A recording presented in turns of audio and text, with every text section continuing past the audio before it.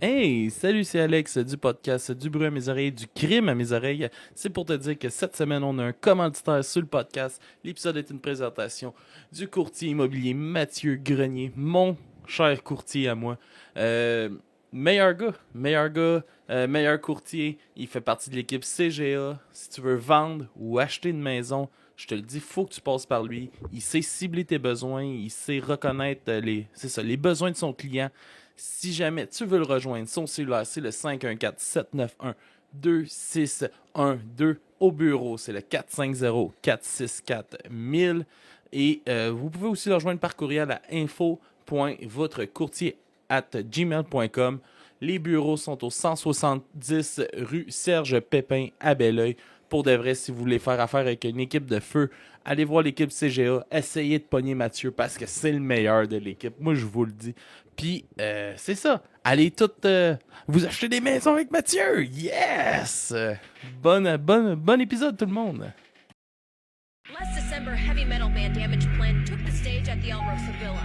During their first set, Toutes les télévisions et les chaînes de radio américaines ont interrompu leur programme pour annoncer la mort de John Lennon. La nouvelle s'est répandue comme une traînée de poudre dans les rues de New York. Tupac Shakur dead in Las Vegas, ironically, on this Friday, the 13th.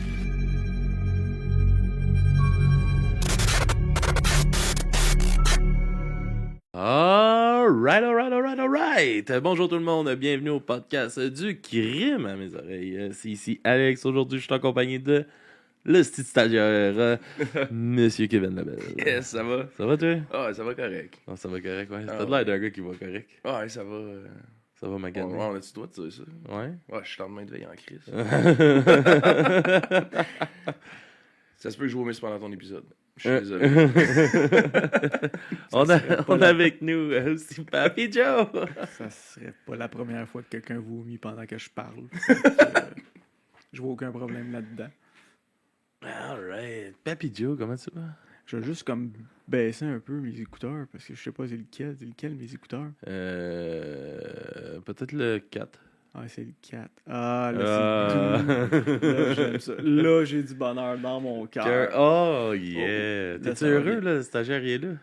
Oui, Nice. ça me fait du bien.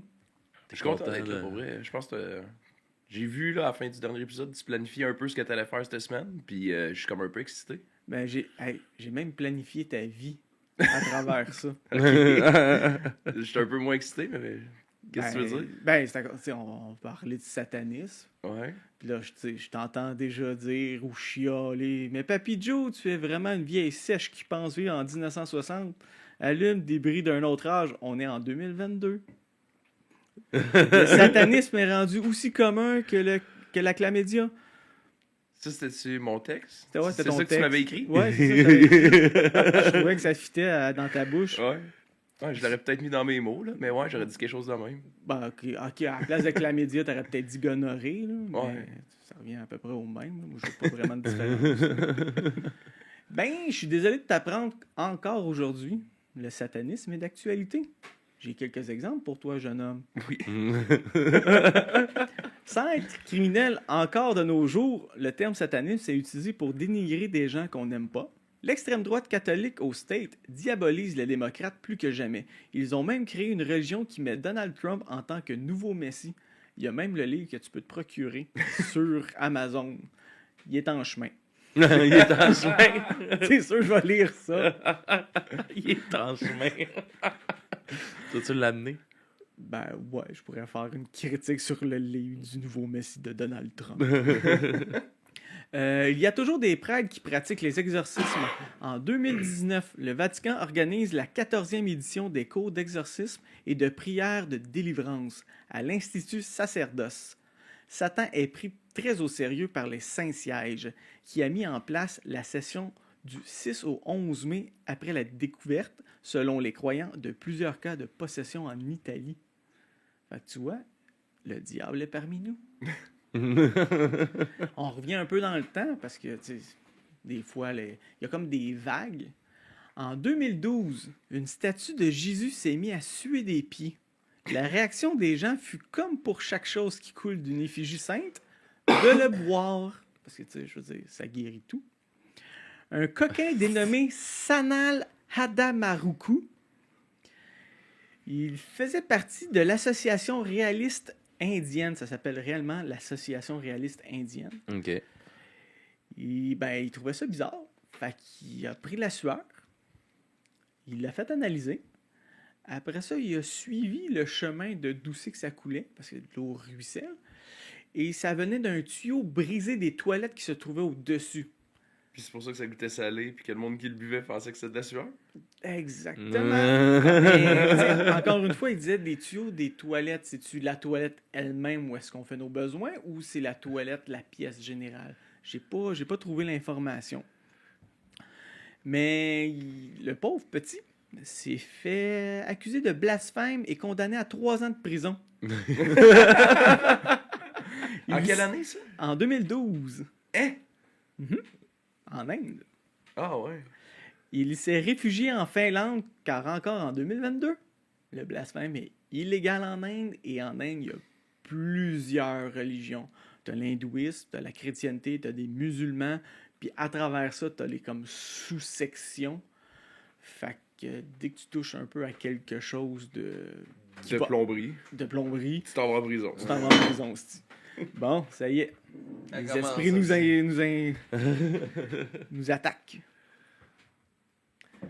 Fait que ça te donne une idée. C'est toujours un sujet d'actualité. Maintenant, on revient plus. On s'en va, on prend la machine à voyager dans le temps. Il nous aurait fallu Mystérieux Sérieux? Mystère Qui nous amène. qui nous emmène avec lui, puis il va peut-être pouvoir affirmer qu'est-ce que je viens de dire, parce qu'il doit l'avoir vécu d'une certaine façon. Façon. Façon. Le diable hante les récits sacrés et folkloriques, les contes fantastiques, les poèmes médiévaux ou romantiques, ange du mal qui charme et manipule les faibles humains pour les attirer à lui. On l'appelle aussi Satan, Lucifer, Belzébuth, Méphistophélès, le malin ou le démon. Mais quel que soit son nom et sa forme, de tout temps, le mal a entretenu un rapport étroit avec la musique. Bien avant les croyances religieuses de l'ère chrétienne, Enfer et démons peuplaient déjà la mythologie antique, aussi la légende d'Orphée. Tu connais Orphée? Non. C'est Ça quoi? m'étonne pas. Racontant la descente du musicien aux enfers afin d'en ramener la défunte Eurydice, est un thème de prédilection constant pour les compositeurs. Peri, Monteverdi, Gluck ou encore Offenbach en ont fait le trame d'opéra célèbre. Et quand je nomme Offenbach, c'est pas le groupe québécois, c'est comme bien avant. T'sais, il faisait du petit clavecin puis du violon. Là. Beaucoup d'autres œuvres infernales empruntent leurs arguments à la légende de Faust, un vieux savant pactisant avec le diable pour retrouver la jeunesse et l'amour. Cette histoire a notamment inspiré des opéras de Berlioz, La damnation de Faust, et de Gounod, Faust, La ronde du sabbat, qui parodie un rituel religieux et réunit dans une messe noire les sorcières et sorciers, instruments de Satan sur terre. Il inspire également les compositeurs. Le dernier mouvement de la symphonie fantastique de Berlioz, intitulé Songe d'une nuit de sabbat, est l'une des plus célèbres évocations musicales de ce bal diabolique. Les entrées instrumentales successives d'une fugue figurent les sinistres partisans se joignant à une danse grotesque, qui tout ça s'achève dans une orgie démoniaque où résonnent le Dii Iraes, mélodie grégorienne évoquant le jour de la colère de Dieu. Composé par Moussorgsky, le poème symphonique Une nuit sur le mont Chauve est une autre transcription musicale de cet imaginaire du sabbat rendu célèbre par le film Fantasia de Walt Disney. As-tu déjà écouté Fantasia de Walt Disney? Ça, oui. Et voilà, tu vois, t'as de la culture. T'as le droit d'écouter ça. Non, non. Chez Stravinsky.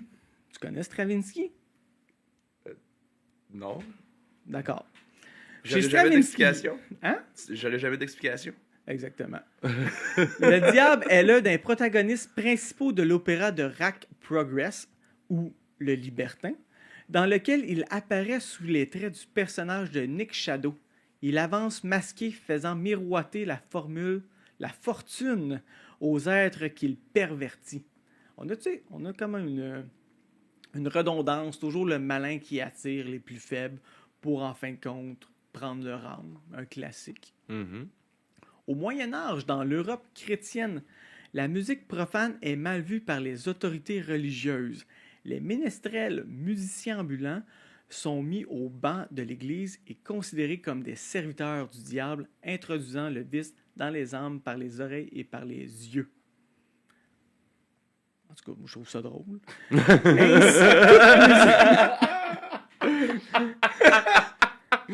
Ainsi, toute musique qui ne glorifie pas Dieu ou jouée hors des églises est souvent considérée comme celle du diable. De même, à partir du 13e siècle, sous l'influence de la pensée religieuse, les instruments de musique sont divisés en deux catégories. On oppose symboliquement les bas instruments, ça veut dire, qui produisent un son de faible volume, aux hauts instruments, à la forte puissance sonore, la douceur des instruments à cordes, de la flûte à bec ou de l'orgue, favorisant l'élévation spirituelle, est privilégiée pour accompagner les prières et les chants dans l'intimité des églises ou des demeures. Les instruments bruyants. Ça te fait penser à quoi, ça, des instruments bruyants? La trompette. Fucking bruyant, une trompette. C'est vrai que c'est pas super cool, mais Plus bruyant? j'aurais plus pensé que t'aurais dit genre comme la guitare électrique, là, mais Ben, ça dépend comment tu mets le volume. quand t'écoutes la guitare électrique, tu mets quoi, le volume au minimum ou tu l'écoutes à fond la caisse pour ressentir les vibrations? Bonne question. La trompette, ça fait beaucoup de bruit aussi. Mais là, je sais pas, là. Tu le Je sais suis plus, hein? hangover, là, je te l'ai dit. Ok. Continue ton texte, ça, c'est super intéressant. Ok, Moi, j'ai c'est rien bon. de pertinent à dire. Les instruments bruyants, fifre, hautbois, cornemuse, cor, trompe, pas loin de la trompette ça, percussion, évoquant parfois les clameurs de la GMN. La GN, est-ce que tu sais qu'est-ce que ça veut dire la GN? Grandeur nature. T'es pas loin, c'est un terme pour signifier l'enfer. Il a fallu que je le google parce que c'est la première fois de ma vie que je voyais ce mot-là. Mais également, la gloire divine sont réservées à une utilisation en extérieur lors de fêtes ou cérémonies officielles. Les ménestrels portant des masques les jours de carnaval accompagnent ainsi leur charivari de cornemuses, de tambours et de cymbales. Fait que ça, c'est non, ces instruments-là. Ça, c'est non. Ça, c'est non. Évidemment, on continue dans le même terme que les musiques qu'il ne faut pas. Une musique cacophonique ou discordante est souvent considérée comme l'œuvre du diable, destinée à épouvanter les âmes perdues aux portes du gouffre infernal. Au 16e siècle, le compositeur et théoricien Michael Praetorius la décrit comme, je cite, « des hennissements et des aboiements, des miaulements et des clapissements, avec des claquements de dents, cette triste musique épouvantable, des cris douloureux du corps incandescent, digne du cœur de l'enfer. » Faire attention. L'enfer. À la même époque, une autre conception s'ajoute à cette description de la musique du diable. La musique du diable serait celle des voix de femmes, ou plus largement, une musique enchanteresse et sensuelle serait la manifestation de la séduction des esprits mise en œuvre par le diable. Le lien de la musique et du péché est très présent dans la mentalité chrétienne et l'on trouve souvent des instruments diaboliques comme le cor dans les représentations de la luxure. Tu vois, là, un cor, est-ce que tu sais c'est quoi un cor? Ouais, ça, je sais quoi. C'est un comme une gros- trompette, Ouais, mais c'est le twisté. là, Ouais, twisté. Moi, honnêtement, là, quand je fourre, là, c'est pas l'instrument que je pense. À quel instrument tu penses quand tu fous? Au saxophone, c'est Ouais. la chose la plus sensuelle qui existe au monde. Ouais. Je veux dire, t'es triste, tu mets un petit saxophone, puis t'es comme... C'est pas tant André-Philippe Gagnon qui t'excite plus que le jazz, genre. Non, c'est le saxophone. Ok. André-Philippe Gagnon, c'est un bel homme, là, mais pas tant que ça non plus. Là. Ouais. Peut-être faire un trip à 3 avec un jour. C'est quand même mieux quand t'écris mes bouts. Hein? Durant le 19e siècle romantique, La vitesse excessive ou la fureur du jeu instrumental ont aussi été associées au mal. On parle encore de nos jours de rythme endiablé. Certains musiciens dont la virtuosité semble surhumaine et qui sont soupçonnés par conséquent d'être aidés par Satan sont considérés comme le diable incarné. Oh, il n'y avait pas le terme possédé, fait qu'il disait le diable incarné. La technique extraordinaire du violoniste Niccolo Paganini, notamment l'intro de Pizzicatos à la main gauche, très important la main gauche. Ouais, mais diable. Exactement.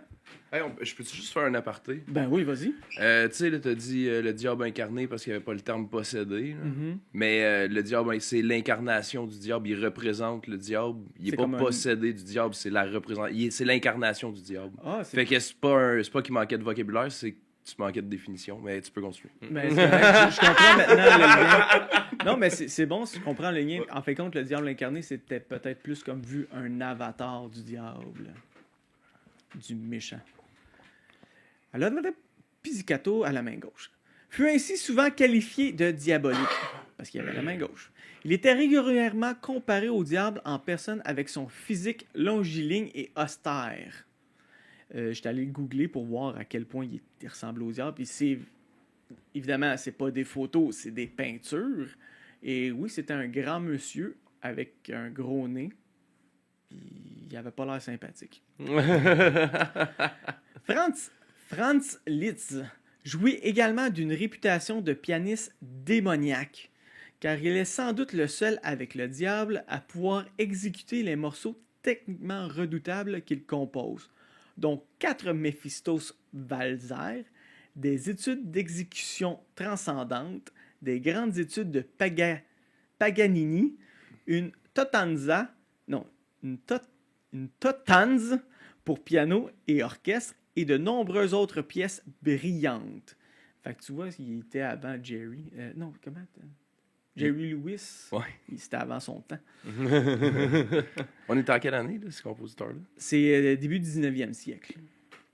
Dans les compositions musicales d'intervalle, le triton, autrement dit l'écart de 3 tons par exemple entre les notes Fa et Si, représentait un diabolus in musica.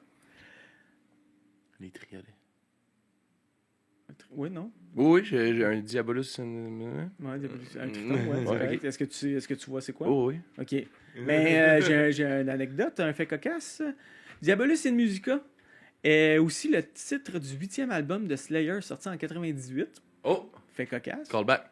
Comeback, encore pire. C'est mon premier album de Slayer que j'ai acheté Nice. avec ma propre argent, puis je passais à la presse dans ce temps-là. Oh, tabarnak. Je vivais de best life. Le triton est à bannir dans la mélodie et les accords qui l'accompagnent. En effet, cet intervalle était considéré comme le vice même, car le plus éloigné de la perfection d'autres intervalles comme l'octave ou la quinte. De nombreux compositeurs tels que Monteverdi, Bach, Mozart, Beethoven ou Wagner ont introduit cet intervalle de triton dans leurs œuvres pour symboliser le mal. Saint-Saëns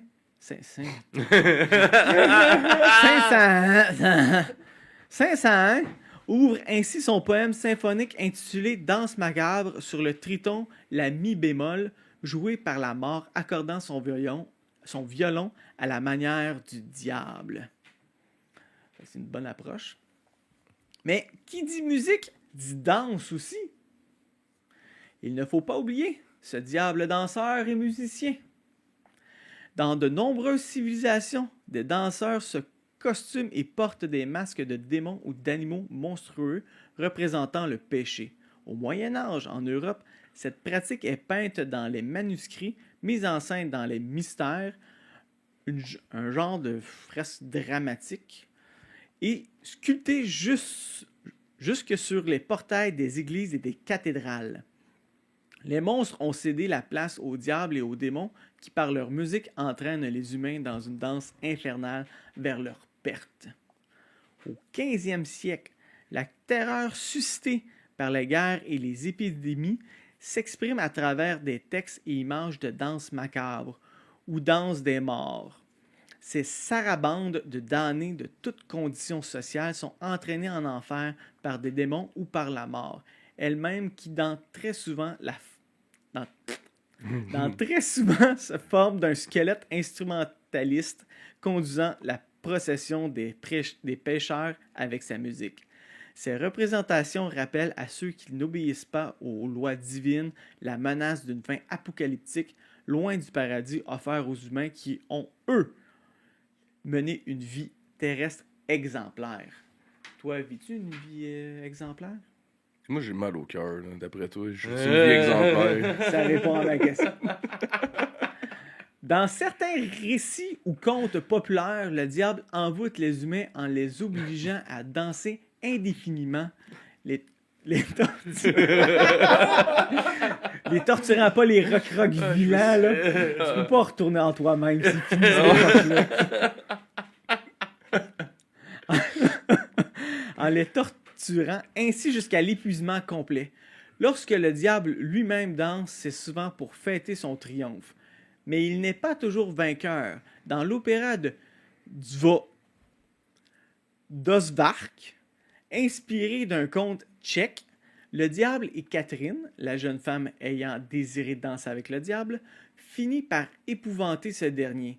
Dans l'histoire du soldat de Stravinsky, pris à son propre piège, c'est le diable lui-même qui danse jusqu'à s'effondrer de fatigue dans une fausse happy end toutefois provisoire. Parce que personne ne gagne réellement contre le diable. À partir du 18e siècle, l'instrument préféré du diable virtuose est le violon.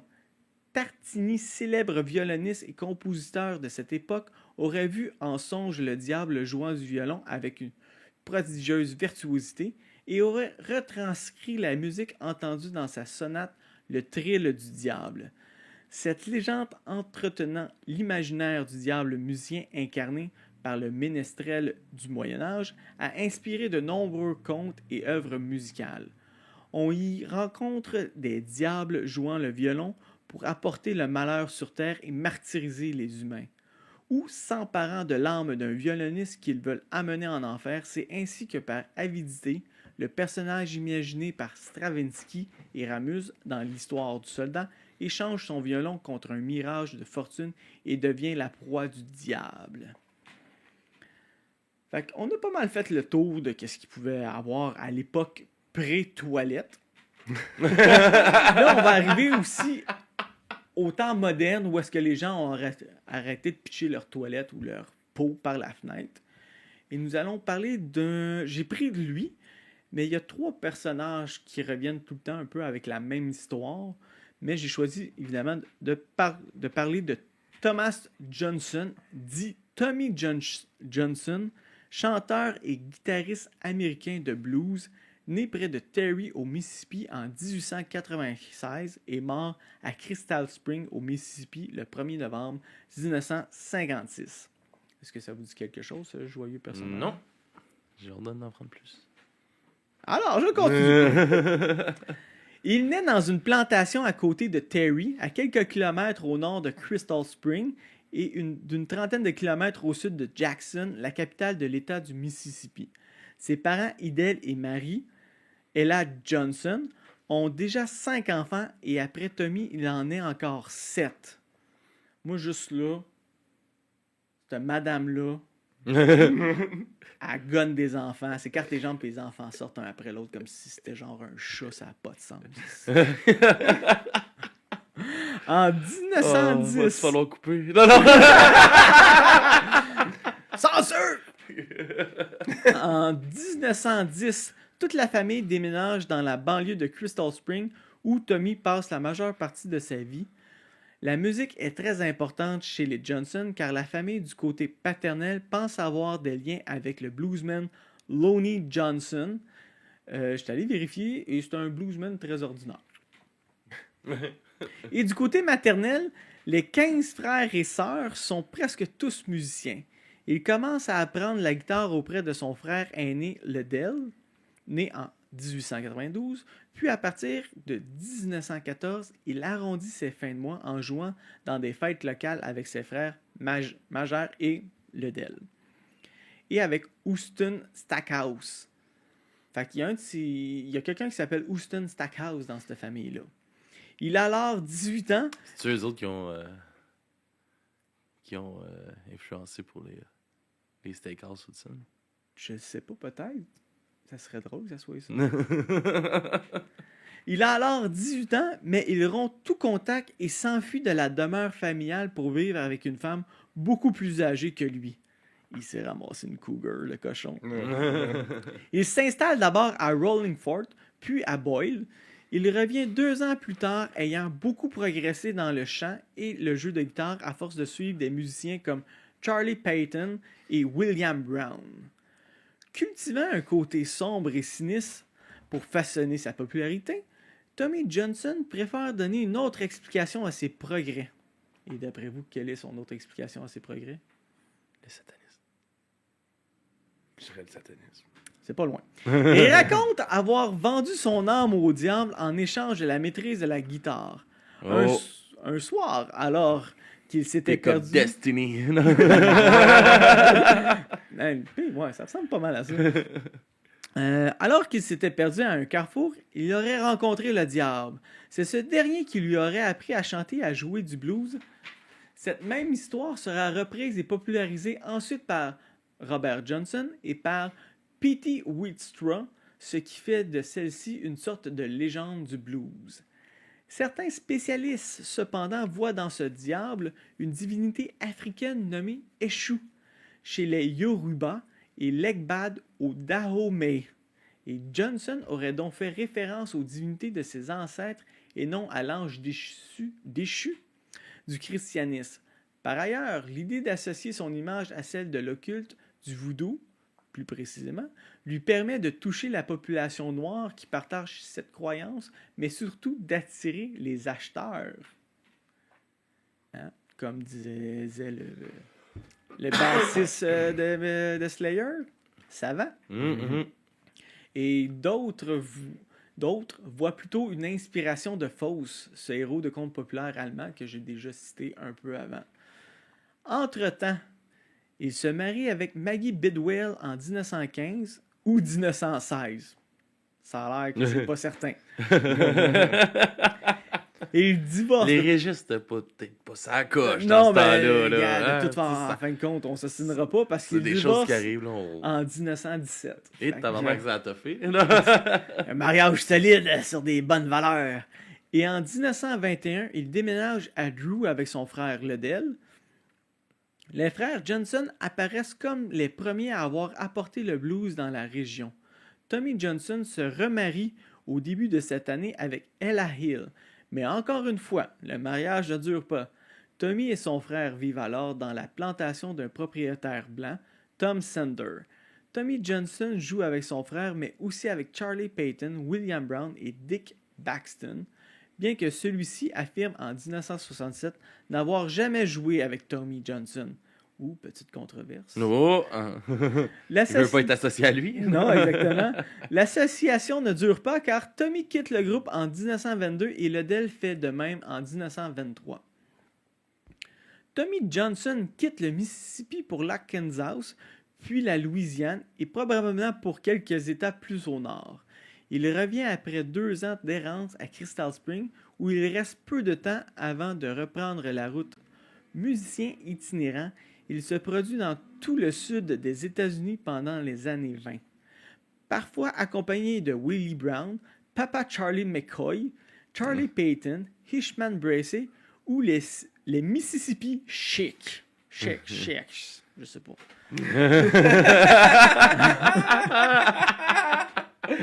Ça va être un clip, ça? C'est combien de temps, Alex? Hein? Ça va être un clip, ça, pour le TikTok? Maintenant. Ah ouais. En dehors de ses retours périodiques à Crystal Springs, Johnson s'installe à Jackson. La musique n'est malheureusement pas sa seule passion. Il cherche régulièrement à consommer de l'alcool alors que les États-Unis connaissent la prohibition. Il boit ainsi de la bière, de l'alcool frelaté et même de l'alcool dénaturé en gelée Sterno. Est-ce que vous savez C'est quoi ça? La gelée dénaturée Sterno, c'est la petite gelée que tu achètes là, pour faire de la fondue. Tu sais, tu mets le feu. Là. Ouais. Le ça petit qui gilet est- bleu, là? Ouais. Ça existait déjà à l'époque. Puis lui, ben, Il buvait ça. c'était entre ça et un jello.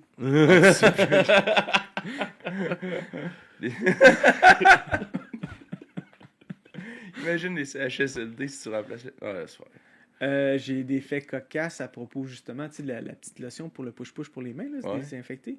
Dans certains endroits, dans les hôpitaux psychiatriques, il a fallu qu'ils enlèvent ça parce que les gens ils se pompaient ça un peu trop souvent pour en consommer.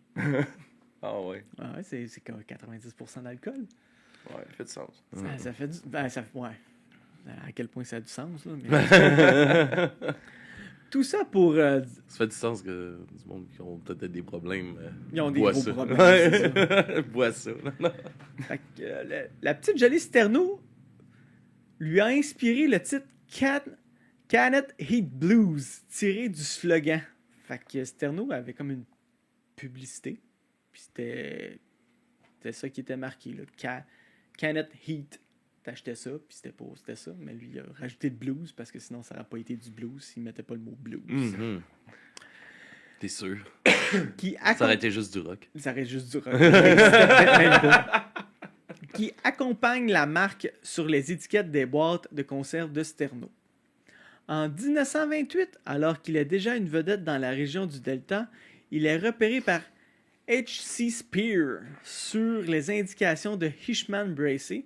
Spear l'emmène à Memphis où il enregistre dans l'auditorium de la ville en février ses premiers morceaux comme Canet Heat Blues ou Big Road Blues.